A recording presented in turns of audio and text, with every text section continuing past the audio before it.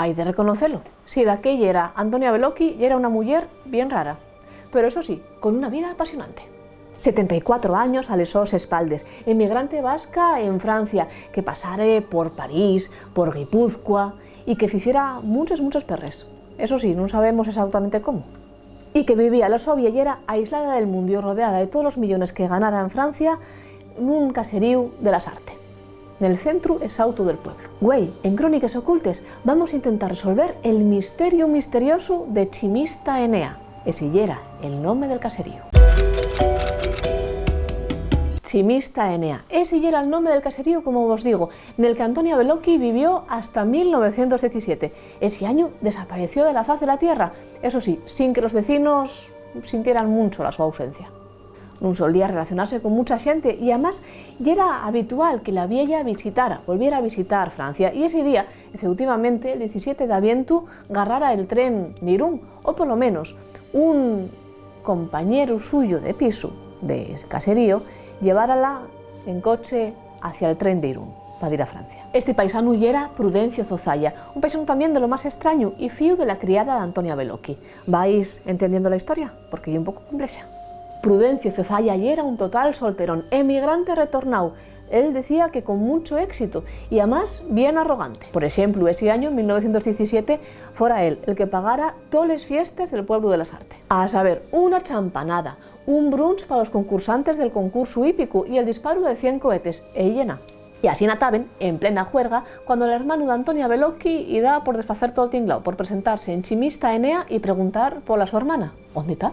Pues Antonia Bellocchi nunca. El 1 de xenero el su hermano denuncia la su desaparición, el 1 de xenero de 1918, y claro, Prudencio Zozaya, que ya era el último que la viera, pasa a ser el principal sospechoso. La razón, pues el su aspecto, que ya era bastante inquietante.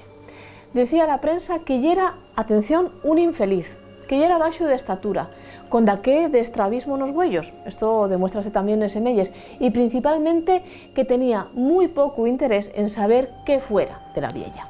Con ella convivía y además de ella tenía un poder que hacía responsable de todas sus propiedades, firmado unos elmanes en antes de la desaparición. Vaya, eso sí que ya golía un pocoñín mal.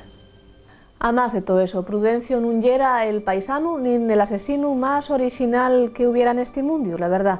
3 días después de la denuncia de la desaparición, y mientras él sigue negando cualquier tipo de participación en la desaparición de la vieja, aparece el cadáver de esta, en el sótano de Chimista Enea, la casa, cubierto con malpenes, unos cuantos centímetros de tierra y unos troncos para ocultar la escena del crimen o del enterramiento del cadáver.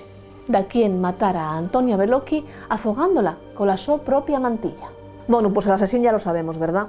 La verdad es que de misterio, en el caso de Chimista Enea, la verdad es que bien poco. Aunque los vezos, un tanto extraños de la paisana y también del paisano con el que convivía, pues hicieron que este caso se tratara con bastante romanticismo en la prensa de la época.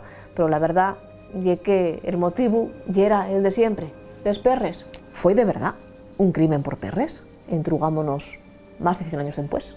Bueno, Prudencio evidentemente va a decir que non foi por perres, que matárala, sí, pero por una discusión al rodio de la Primera Guerra Mundial.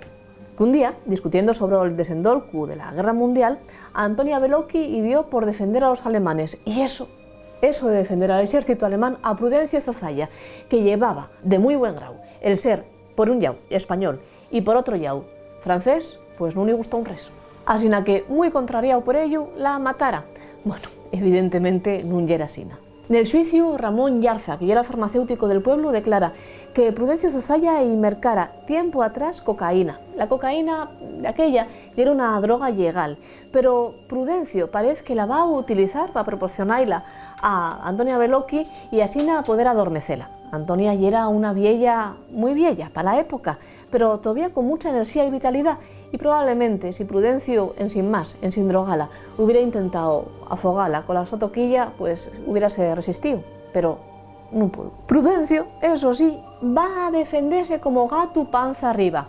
Acusa a la muerta de querer facer vida marital con él, de conseguir toda su fortuna trabajando como prostituta primero y como madame después en Francia.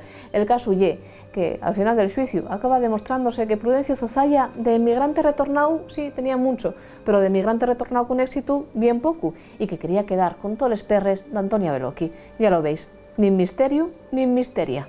Zozaya acaba siendo condenado a pena de muerte, pero sal de la cárcel muy poco tiempo después, concretamente en 1920, a causa de un indulto. ¿Vosotros conocéis de algún caso que pintara muy misterioso pero que a la fin no lo fuera tanto? Podéis contármelo aquí en baixo, nos comentarios, y vémonos bien llueu en Play Presta.